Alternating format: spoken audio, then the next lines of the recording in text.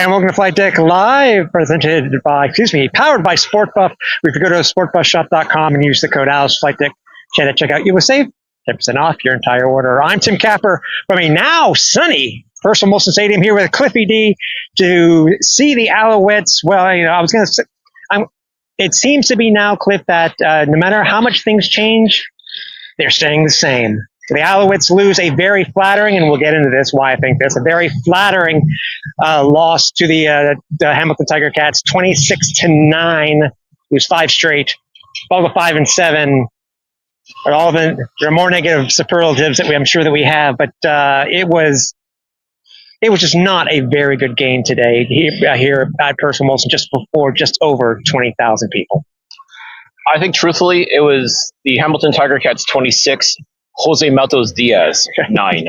Because I don't know. I think Jose was the only one truly that showed up to put points on the board. And if it wasn't for James Letcher and Travis Tice, I don't think there would have been anybody else we'd have to talk about in a positive way, because quite frankly, those were the only ones who did anything of note for the Montreal Alouettes today. No, it's true. Again, the Alouettes, it seems to be they're having problems scoring any type of touchdowns. This is, I think, their second in 4 games with no touchdowns, no offensive touchdowns. They've now scored 4 offensive touchdowns in the last 6 games. I think we came to the conclusion of. Yep. But still, the problem is, again, as you mentioned it too, just like he was versus Saskatchewan and scoring all 6 points versus Saskatchewan and the blowout loss to Saskatchewan.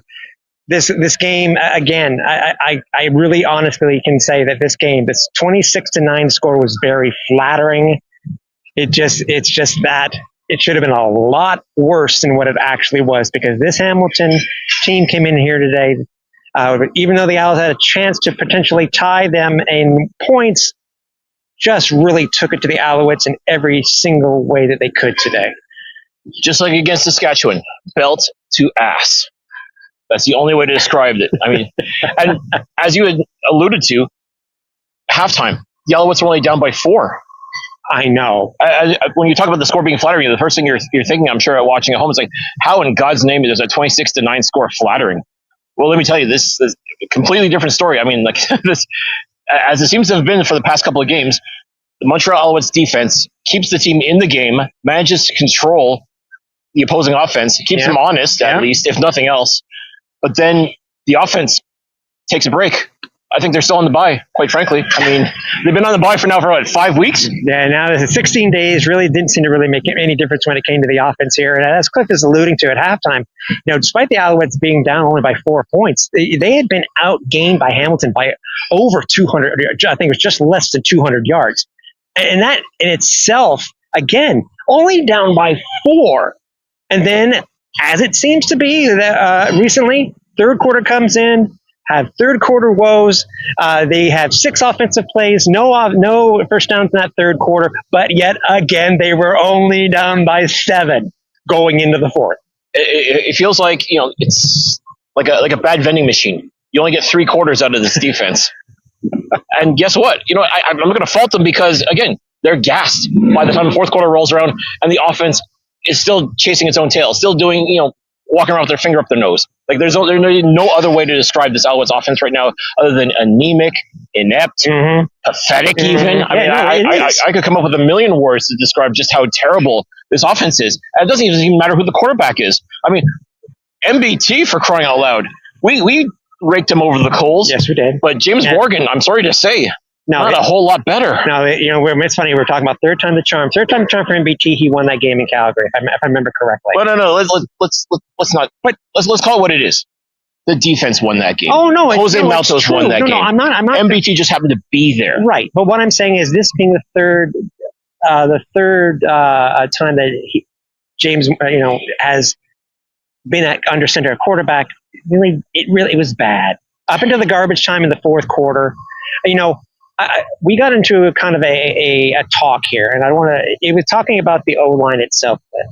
Obviously that is a huge proponent of how, if you're going to score touchdowns or how well you're going to do on offense. They've kept Morgan upright. It is true. They've kept Morgan upright. That is a huge plus. Sure. But if you cannot continuously make holes for the running game and to potentially set up different passes instead of these quick, short 2-yard outs, which, by the way, we had so many within the third quarter. It got just frustrating as hell, considering, all the names that the Alouettes had back on offense and defense tonight, this afternoon.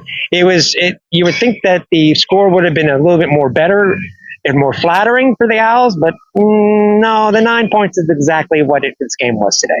No, and I think a lot of it has to do with, again, I'm sorry to say, James Morgan he doesn't have it, but this play calling, I mean, Tom Brady would struggle with this inept play calling, quite frankly. I'm sorry, but you're absolutely right. These quick hitch routes and these bubble screens, again, that worked for Cody Fajardo when he was here, but guess what? Cody Fajardo is not here. No. James Morgan is not Cody Fajardo 2.0. I'm sorry to say.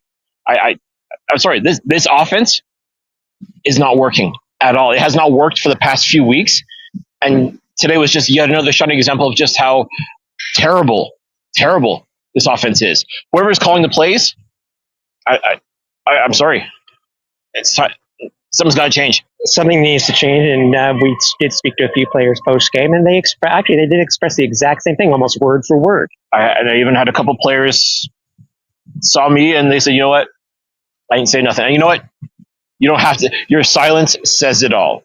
Yeah. Simply put. Alouettes got outgained tonight, Cliff, 419 to 220.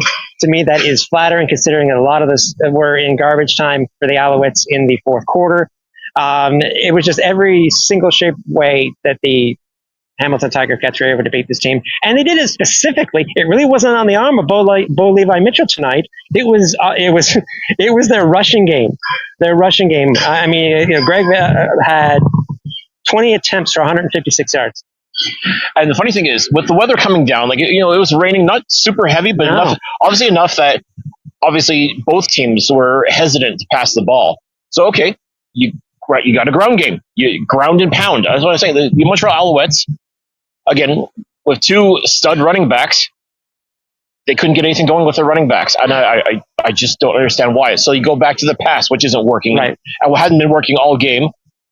So what are you supposed to do at this point? Or they did the running game and then they stopped, which, again, kind of boggles the mind how well you're doing something at that point for a lot of it, especially for Travis Tice, who did lead the team in rushing. He seemed to be doing really well, but I'm agreeing with you. You don't stick with one thing. I think they get in a little bit more. I don't think the weather really was indicative today because it was a steady drizzle really for most of the game. The sun that we're currently standing in really doesn't help me make my point, but we promise there was rain today. There was, yeah. If you watch the game on TSN or RDS, there was rain. But the simple fact that Hamilton was able to run the ball and quite effectively at that too. They understood the assignment. They knew, okay, you know what? If Bo Levi can't seem to get a grip on the ball and throw properly, or if his receivers just can't catch, then you pound the rock. How is it that Hamilton got that, understood that, yet Montreal couldn't quite get it? I mean, they had a couple nice rushes here and there, but not nearly enough. And just when you thought that they finally got it figured out, okay, keep on going. They go back to passing, and passing is either incomplete or throwing interceptions or, trying to plant the ball into the dirt a la Darian Durant of 2017. Yeah. I guarantee 2026, you folks come here to Personal Molson Stadium, you're going to see some beautiful football trees in the ground here. It's funny. The defense was able to keep Kenny Lawler in check, really. Really there was only one issue, one play it was the very first play of the game. But from there, they kept him really in check.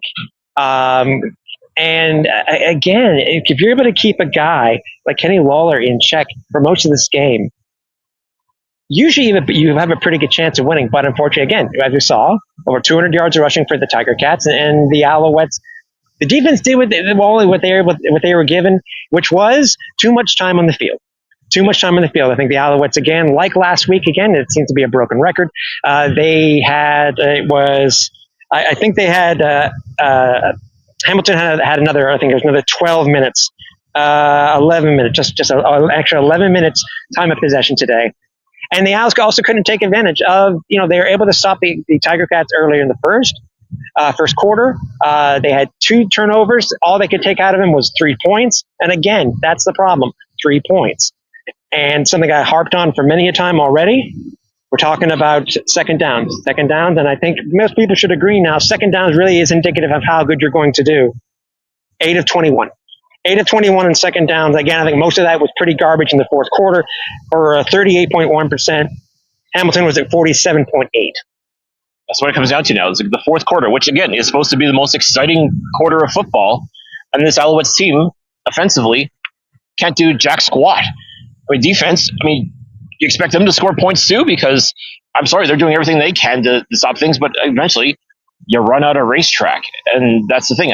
This team is good for 3 quarters defensively, but after a while, you kind of look to your offensive teammates and say, yo, you guys want to play this game too? Because we're doing our best here. We can't score points all the time either. Yeah, and everything seemed to be going well. And many points. There are positive itself. For 50 minutes, the Alouettes did not have a single penalty. 50 minutes. And then the laundry just kept on coming because, wow. And again, penalties are going to kill you at the best of times and at the worst of times. And it just felt like, as you said, as soon as I got that first, I think it was a misconduct penalty. Yeah. And it just fell apart from there. All of a sudden, the discipline right out the window. And just digging themselves in a further hole. I think that's truly where Hamilton was able to capitalize on that. And that's when they really started to put the points on the board. And at that point, it was just a foregone conclusion that Hamilton was going to walk away and further cement their lead in the CFL East. Yeah, that's true. Again, it seems to be a broken record too about the Alouettes not taking advantage of an opportunity given to them when it comes to getting close to or potentially in a tie for first place.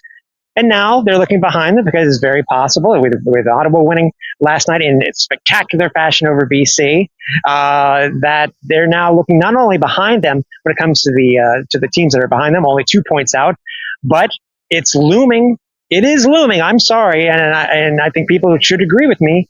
Is that crossover from the west to the east is looming even more because you will not. It's very possible, and most likely you are not going to have a third place team out of the East going to the playoffs. Very true. Essentially, if you can hang on to second place in the East, you will have a home playoff game. Whether or not people think that's fair or not, that's a topic for another show. But essentially, right now, first and second place in the East are all 4 teams. Essentially, are very much in this, believe it or not. But it is. Yeah. We cannot overstate the fact that this week, every team in the Eastern Division won except Montreal. And that's with Hamilton playing twice. Mm-hmm. I think that says a lot right there. James, when you talk about missed opportunities, this was a very missed opportunity by the Montreal Alouettes. For sure. There's no question about that. Again, 9 points, anemic offense. There's so many negative words that we can give for the offense itself. It's I need a thesaurus just to instead of quit using the same words over and over again.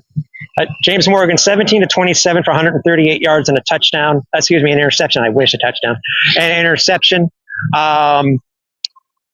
First half, 49 yards. 49 yards. And it just didn't seem that they were going to be changing. And again, I can't speak to why Dukes did not come in. It came in for a couple of series or so, but it makes me wonder. One series. I think there's still limitations, I'm guessing, with how much he knows of the playbook. I'm guessing. But even then, I think back to, I forget which game it was where Caleb Evans came in, in relief. I think it was, if I'm not mistaken, it was the Saskatchewan game to try and get something going. And he had a couple of series, but then yanked him back out. Just for whatever reason, put MBT back into the game. It was basically the same thing again. Like Cameron Duke's only seeing 1 series, 1 2-and-out series, and back to Morgan for reasons. for reasons. Travis Tice led the team in rushing Cliff, 9 attempts for 70 yards. One of the few, I think we talked about at the top of the show, one of the very few positive points of this team tonight. Sean Thomas Arlington had 25 yards. Leading receiver for the team was Austin Mack. Great seeing Mac. We saw him post game. Yep. Him too. Got to get, quote unquote, got to get some wins. He had 45 yards on 3 receptions. Yeah, definitely great to see. And again, a lot of these guys that came back, they got action. They got to make some plays today, which is great. It's good to see these guys back in action where they belong here on the field. but you got to put it together. And that's, again, until this offense essentially gets it figured out. Because defense, they've done their job for the most part, but you really can't ask them to do every single thing. And I feel like right now that's what the Alouettes are trying to do, is lean on their defense to not just stop the offense from scoring, but maybe if they could get a couple points by pure chance too. But I'm sorry. That's what it seemed to be tonight, with all honesty. As I said, so close. Obviously, to me, it was obviously yet so far. It's like we were expecting, as you said, maybe expecting the defense to pick something up, but it wasn't going to be the case. It wasn't going to be the case. They had their chances in the first quarter with those two turnovers by the Tiger Cats, and couldn't do anything with them except for 3 points. That's it. And again, as great as Jose Maltos has been this year for the Montreal Alouettes, he can't do it by himself either. I mean, you're not going to beat any team just by kicking field goals. And proof positive was, the loss against Saskatchewan. Only 2 field goals for Maltos there. 3 field goals today, and another loss. Yeah. Speaking of positives, as you mentioned at the top of the show too, Lorenzo Burns. Oh, yes. What a game by this dude. Woo! What a game by this guy. I mean, again, the defense always player of the game. That is given out usually by the Alouettes. It's the defense. It has to be the defense. And Lorenzo Burns was just on one today, really. He really was. Talk about inspired. Like, I think whatever he did on his bye week, lit a fire under him, and definitely played some great football today. But podcast karma a couple weeks later. Better late than never, right? Yes, friend of the show, Lorenzo Burns, who is on, and as we have talked about in the past, usually when you come on the podcast, good things happen to you on the field afterwards. So a little bit of a delayed reaction for Lorenzo, but hey, we're happy for him. Played an outstanding game. Just unfortunately, man, what a game! Maybe they should have put him under center as quarterback. Maybe he could have, instead of pick sixes or interceptions or that, maybe he could have thrown a touchdown or two. Who knows? Yeah, interception, fumble recovery. Again, that was in the first quarter. Yep. Interception. I mean, this defense is doing everything they can. They're just staying on the field way too long. And I don't have the stats yet on how many 2-and-outs that the Alouettes have. But as I pointed out on the podcast earlier this week, they're actually, they're one of the worst teams in the league when it comes to total 2-and-outs that this team has had so far. And it shows. Last in the league in total touchdowns scored. I think it was less than 20, if I'm not mistaken. I just don't know what to say. I mean, there are only so many certain things that we can continue to say over and over again. Obviously, we are curious to see what was said in the post-game press conference scrum, what the Coach Moss's message to the team was. We'll see that a little bit later once it does become available from the Alouettes. But man, again, still, as I said at the top of the show, the more things change, the more things stay the same. Yeah, and the fact that I'm starting to get those vibes from like 2017 and 2018, like when this team truly couldn't get it going. When this team that was just anemic, as you said, and that's not a good feeling. I mean, this team was built to win. This was supposed to be a winning football team this year, and for the first third of this year, they were a winning competitive football team. And now it just feels like wins. What are wins? What's a win? Just nothing. And it's not. I wish it was just something as simple as Davis Alexander comes back and everything's good again. I don't have that faith. I don't believe that it's just something as simple as that. I would love it if that were the case. And if that were the case, maybe they'd rush him back on the field again, which I do not want the Alouettes to do, just to be clear. I've said it before on the podcast, and I'll say it again. If he's not 200% ready to go, keep him on the sidelines. Yeah. It's not worth having your franchise player, arguably, out there getting hurt, with getting the possibility of getting injured even longer than before. We saw what happened with Dalton Shawn, the Winnipeg Blue Bombers this year. Yeah. They put him in such a terrible position as well, that basically his season is gone for. I do not want that happening to Davis Alexander. I don't want it happening to anybody on the Alouettes. Let's be clear, but that's your bread and butter. That's your superstar right there is Davis Alexander. You want him at the very best. That's your franchise quarterback. Yes. Is eligible to come off and play next week versus Saskatchewan. I know I've said I'm leaning towards. I don't think it will be next week. I do think it will be versus Toronto in Toronto. But then again, it leads us into next week. Did speak with James Morgan real quickly post game, and it's just a matter of deciding. Is he going to start? Wasn't able to give an answer or not, but I guess we're going to have to see because again, they're going into Saskatchewan next week.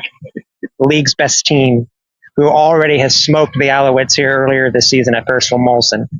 Belt to ass. What is it going to be like for the next week? And obviously, we'll go into that more in detail and the stats too this week on the podcast. So I hope you guys do stay tuned. Where else can we go with this? I think we're at a point where we've seen the frustration, and I heard this twice tonight. And I have to go back and maybe watch. Maybe it was caught on. It just seemed maybe, and again, if I'm wrong, please tell me. At one point, I saw Davis on the sideline, and it looked like, and again, I think he was being not necessarily consoled by a player that was currently on the field. I think he was just showing his frustration on what was happening. Now, please correct me if I'm wrong if you saw something, but that's what I ended up seeing a little bit of. Obviously, being up in the stands, we don't, or up in the press box, we don't see everything and hear everything. But that's what it looked like. So could be, and if that's how he's feeling, if he's feeling that frustration, and I'm sure he's feeling the frustration of all the fans and everything too, because I'm sure a lot of people have been peppering him nonstop. When are you coming back? When are you coming back? When are you coming back? Yeah. And if he doesn't know, and the team doesn't know, what are you supposed to do at this point? The frustration, I'm sure, is felt throughout the entire organization as to when will Davis Alexander come back and play, or could he come back, or should he come back even? These are also questions that will have to be asked as well. Again, if he's not 100%, or as I've been saying before, 200% ready to go, don't take any stupid risks. This is the guy that is going to lead this team to multiple Grey Cups. I promise you that. But you can't lead someone to a Grey Cup if you're on the sidelines stressing your civvies. That's right. I want to give a quick shout out to Reggie Stubblefield, who we were able to see post game. First time back here playing at Percival Molson. Friend of the show. Obviously in another uniform, but it was great seeing Reg no matter what, because it's as it was still from day one when he was a rookie, humble dude as it comes, and it was just great to see him. Absolutely. And it's funny, he even, the first time the Tiger Cats played the Alouettes earlier this year, he actually jumped on our live stream and gave us a little shout out. So it was great to see him again. Like I said, congratulated him on the win, of course. Yeah. But it was definitely good to see him, but a little bittersweet as well, because there's no question. This dude should have stayed in Alouettes. We know why it didn't happen, and we're never going to fault him for, doing what's best for him. Just like we wouldn't fault anybody for ultimately looking out for themselves or for their family or whatnot. But right. It still is like, well, obviously we're happy for you. We want nothing but the best for you, but doing it in other team's colors, can't say I'm 100% happy about that. Yeah. Again, we're going to go over this in a lot more detail on Wednesday's show. Owls do lose to the Tiger Cats, lose their fifth straight, fall to 5-7. I guess if there is a positive to come out of this, Cliff, and I know we've been referencing it a little bit over the last couple of shows, is that this is the same record that they were in 2023. True, so we will leave it at that. I will leave it at that. Fair, but let's also be a little realistic too. Mm-hmm. This means if you want to equal that record of 2023, you're going to have to run the table. Can the Alouettes do it? Anything's possible. Didn't Darnell Sankey's first game come in here? He lost his first game and he went on that run. No, that was the butt whooping against Toronto. Oh, maybe. Hold on. So a butt whooping against a team from Ontario. Darnell. By the way, whose first game was it back? Mustafa Johnson. Yes. You see where I'm going with this again. Yeah. But I'm not going to say that. No, we'll just we'll leave it at that. Just saying that anything is possible, but. Anything's possible in the CFL. Again, Alouettes lose just over 20,000 people in the rain. A little bit clouded over again, but still, if you happen to miss any part of this broadcast, make sure that you head over to X, Facebook, or YouTube, and you can watch it on archive, and you'll be able to hear it a little bit later on audio version. Speaking of YouTube, you're not subscribed? Why? Why aren't you?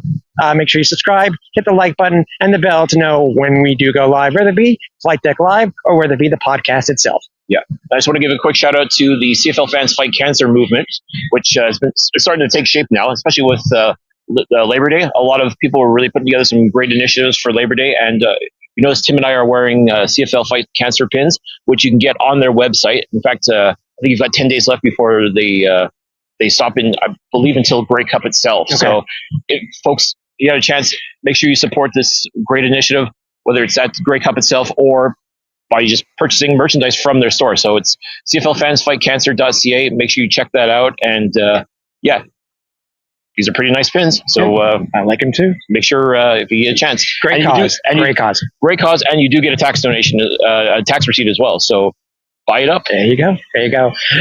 So we will see you guys on Wednesday for the show. But any other information, make sure you do stay tuned to all of our socials. So for the last time here at First and Wilson Stadium, for Cliffy D, I'm Tim Capper. We'll talk to you soon.